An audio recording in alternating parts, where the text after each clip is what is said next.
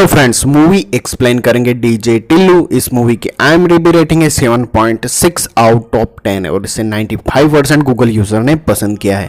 इस मूवी की कहानी है डीजे टिल्लू नाम के लड़के की, जो उसकी जो गर्लफ्रेंड होती है वह एक मर्डर करती है और उसके बाद उस मर्डर में वो भी इन्वॉल्व होता है और किस तरीके से वह इस मर्डर केस से बाहर निकलता है, यही मूवी में आपको जानने को मिलेगा। तो वीडियो के एंड तक बने रहिए क्योंकि हम आपके लिए ऐसी मूवी की एक्सप्लेनेशन लेकर आते रहते हैं। अगर चैनल पर नए हैं तो सब्सक्राइब जरूर से कर लीजिए। तो चलिए वीडियो शुरू करते हैं। कहानी की शुरुआत में हमें एक लड़के को दिखाया जाता है जो पूरी तरह से जख्मी होता है और नेक्स्ट सीन में हमें हॉस्पिटल का सीन दिखाया जाता है जहां पर उसी लड़के को एडमिट किया जाता है। इसके बाद उसकी फैमिली आती है और वहां पर बैठे बैठे रो रहे होते हैं और वहां पर एक आदमी होता है, वह पूछता है कि क्या हुआ अंकल, और तभी अंकल बताता है कि मेरा बेटा बहुत ही घटिया किस्म का इंसान है, यानी बड़बोला है।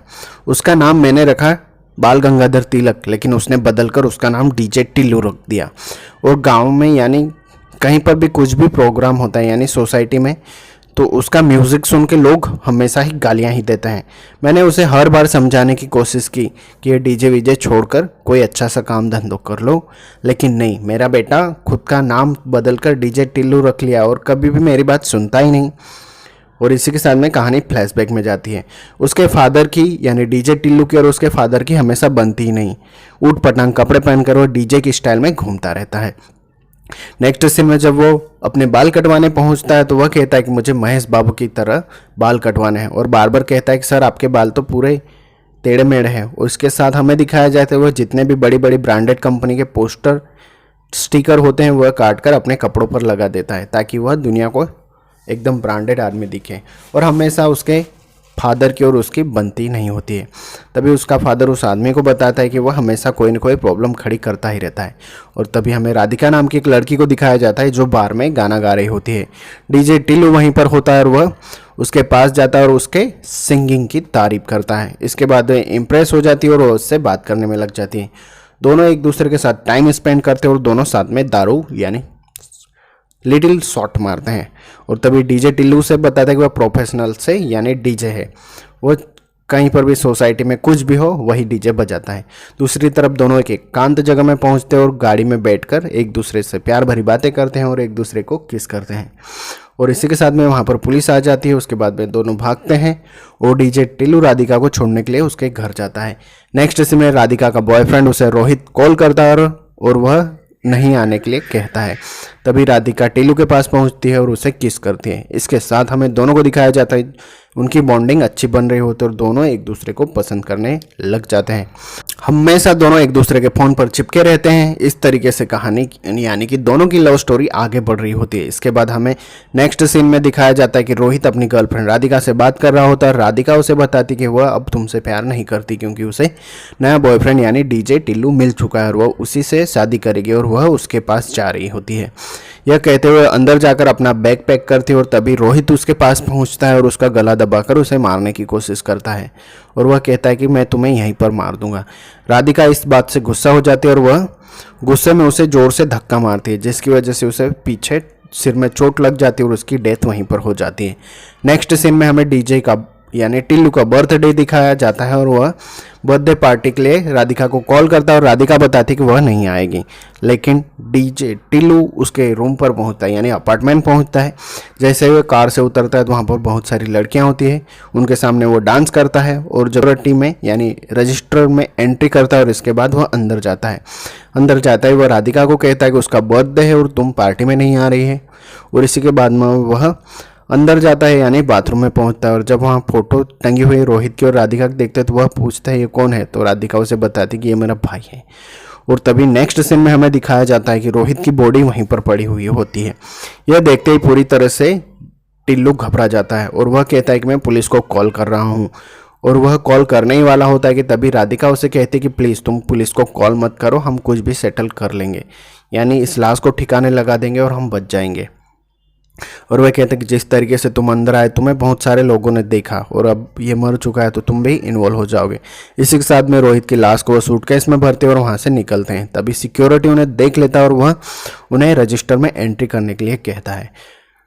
उसके पास पहुंचता है और एंट्री कर देता है। नेक्स्ट सीन में हमें दिखाया जाता है कि दोनों उस लाश को गाड़ी की डिक्की में डालते हैं और इसके साथ दोनों लेकर निकलते हैं। दोनों घबरा रहे होते हैं और इसी के साथ में एक सुनसान जगह पर वह पहुंचते हैं, जहां से वह पूरा यानी गड्ढा खोदते हैं और इसी के साथ में वहां पर लाश पड़ी होती है, उसे वहीं पर दफनाने के लिए तैयार हो जाते हैं और उसे रोहित की लाश को वहीं पर दफना देते हैं। नेक्स्ट सीन में दोनों किस कर रहे होते हैं और राधिका उसे कहती है कि आई लव यू। तभी वहां पर चंद्रकांत नाम का एक आदमी आ जाता है जो बेवड़ा यानी पियक्कड़ होता है और वह उन्हें एक वीडियो फुटेज बताता है, यानी जिसमें वह रोहित की लाश दफना रहे होते हैं। वह पूरा वीडियो उसने रिकॉर्ड कर लिया होता है और जब उसे पूछने पर बताते हैं तो वह कहता है कि मुझे 25 लाख रुपए चाहिए 24 घंटे के अंदर, अगर तुम नहीं लेकर आए तो मैं यह पुलिस को दे दूंगा, और इसके साथ वो उन्हें ब्लैकमेल कर देता है। दूसरी तरफ हमें दिखाया जाता है कि राधिका कहती है कि मुझे एक आदमी के पास जाना होगा जिसका नाम होता है सहनन। वो उसके पास पहुंचती है और उसके साथ रात बिताने के लिए कहती है। वह दोनों हाथ उसके बांध देती है और बेड पर उसे लिटा देती है और तभी वहाँ पर टिल्लू भी आ जाता है और दोनों वहाँ पर बात करने लग जाते हैं और उसका जितना भी पैसा यानी लॉकर में पैसे रखे हुए होते हैं यानी 2 करोड़ रुपए उसके लॉकर से वह दोनों निकाल लेते हैं और निकालते हैं दोनों वहाँ से भाग जाते हैं। नेक्स्ट सीन में हमें दिखाया जाता है कि दोनों कार में होते हैं और लड़ रहे होते हैं और तभी टिल्लू से कहता है कि मैं तुम्हारी वजह से कितनी बड़ी प्रॉब्लम में फंस चुका हूँ। नेक्स्ट सीन में चंद्रकांत को दिखाया जाता है जिसका दोस्त होता है, वह कहता है कि ये पूरे डॉक्यूमेंट पुलिस को दे देना। नेक्स्ट सीन में हमें दिखाया जाता है कि दोनों आगे जा रहे होते हैं और तभी वहाँ पर राव आ जाता है, इंस्पेक्टर राव, और वह कहता है कि तुम लोग पैसे लेकर भाग रहे हो क्योंकि मुझे सानन ने कॉल, यह कहता है, और वह कहता है कि तुम टिल्लू को लेकर जाओ, यानी हवलदार को कहता है, और राधिका मेरे साथ जाएगी। इसके साथ हमें दिखाया जाता है कि वेंकटेश्वर जो कांस्टेबल होता है वह उसके साथ बैठकर खाना खा रहा होता है और तभी वहाँ पर सैमुअल आता है और वह उस कांस्टेबल को पैसे देता है और वह कहता है कि टिल्लू को मेरे हवाले कर दो, और तभी वह 5 लाख उन्हें देता है और वह टिल्लू को लेकर आ जाता है। टिल्लू को वह पूछता है कि राधिका और मेरे पैसे कहाँ हैं, तो टिल्लू उसे बताता है कि मुझे नहीं पता, मुझे तो पुलिस ने पकड़ लिया था। और इसके साथ में हमें दिखाया जाता है कि वो अपनी कार को ढूंढते हुए राधिका के पास पहुंचते हैं। जैसे ही वह राधिका के पास पहुंचता है तो वह कहता है कि तुम सब ये क्या कर रहे हो, तुम्हारे पीछे तुम एक प्रॉब्लम से दूसरी प्रॉब्लम में कैसे घुस सकती हो। और तभी हमें राव को यानी फ्लैशबैक में राव को दिखाया जाता है जो राधिका को लेकर उसके अपार्टमेंट जाता है और वहाँ पर वह उसके साथ रात बिताने के लिए कहता है। और हमें दिखाया जाता है कि राधिका उसे धोखे से बांध कर वहाँ से भागने में कामयाब हो जाती है। और यह सुनकर हमें टिल्लू फिर से गुस्से में दिखाई देता है और वह कहता है कि तुम कितनी बड़ी कमीनी यानी चालू किस्म की औरत हो, कहीं पर भी चालू हो जाती है। नेक्स्ट सीन में हमें दिखाया जाता है कि राव फिर से उनका पीछा करने लग जाता है और वह आ जाता है और वह कहता है कि मेरा फ़ोन दो क्योंकि राधिका उसका फ़ोन भी चुरा कर ले आई थी। सभी गाड़ी में बैठे हुए होते और वहाँ से भागने की कोशिश करते, भागते हुए हमें दिखाया जाता है कि सैमन वहीं पर गिर जाता है। नेक्स्ट सीन में दिखाया जाता है कि राधिका और टिल्लू होटल पर पहुँचते और वह राधिका उसे बताती कि हमारे पास एविडेंस यानी मैं चंद्रकांत के पास गई थी और उसके पास जो डॉक्यूमेंट यानी जो उसने हमारा जो वीडियो रिकॉर्ड किया था वह मैं उससे छीन कर ले आया और उसके सर में रॉड मार दी। यह सुनते ही फिर से टिल्लू गुस्से में आ जाता है और वह कहता है कि तुम कितने लोगों को मारेगी और कितने लोगों को चूना लगाओगे। और यह सब वह बताती है कि हमारे पास 2 करोड़ रुपए भी हैं और हमारे पास सब कुछ है, तो क्यों ना हम यहाँ से भाग चलते हैं। तभी टिल्लू को गुस्सा आ जाता है और वह कहता है कि मैं पुलिस को कॉल कर रहा हूँ, और टिल्लू सैमुअल को और राव को कॉल कर देता है और वह बताता है कि होटल पर आ जाओ। और दोनों वहां पर पहुंचते हैं और वह देखते हैं कि राधिका पैसों के साथ फिर से गायब हो चुकी है। और तभी हमें राधिका को दिखाया जाता है जो पैसों का बैग लेकर और टिल्लू की गाड़ी लेकर वहां से भागने में कामयाब हो जाती है। सैमुअल और राव गुस्से में आ जाते हैं और वह बुरी तरह से टिल्लू को पीटते हैं, इतना मारते हैं कि वो डायरेक्ट हॉस्पिटल में ही चला जाता है और कहानी प्रेजेंट में आती है। और तभी डॉक्टर हमें बताता है उसके मॉम एंड डैड को और हमें पता चलता है कि वह कोमा में चला गया है और उसकी मेमोरी लॉस यानी वह सब कुछ भूल चुका है कि उसके साथ क्या हुआ है। तभी वह टेडी बियर का जिद करता है और उसको एक टेडी बियर उसके फादर लाकर दे देते हैं और वह अपने फादर को अंकल आंटी कहता है। इस वजह से उसका बाप पूरी तरह से गुस्से में आ जाता है और वह कहता है कि घटिया किस्म का बच्चा है मेरा। और तभी सैमुअल और राव को दिखाया जाता है जो उसके पापा को पूछते हैं कि क्या हुआ और उसके पापा बताते हैं कि उसकी मेमोरी चली गई है। दूसरे सीन में वेंकटेश को दिखाया जाता है जो बाहर पहरा दे रहा होता है उसके कमरे के।